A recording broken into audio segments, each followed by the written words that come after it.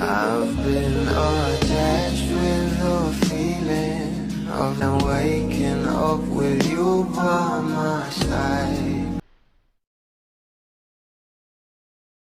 Pogi nga talaga itong ating couple at talaga namang umattend nga sila para kunin ang kanilang award sa Makabata Star Award at talagang itong ating Bel Mariano ay nagbigay pa nga ng speech dito. Narito nga guys sa nasabing video, sabay-sabay nating panoorin.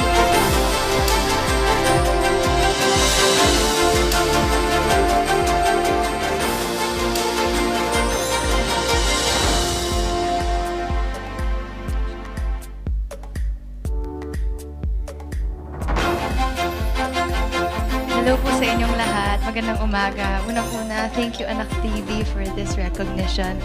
I'm truly humbled. For those of you who don't know, I'm actually an ate of 4 younger children, and children are really close to my heart. So I will continue to do my best to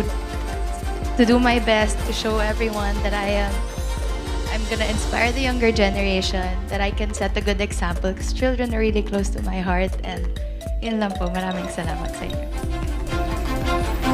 Congratulations! Nakaka-proud nga talaga itong ating Bel at Donnie Pangilinan.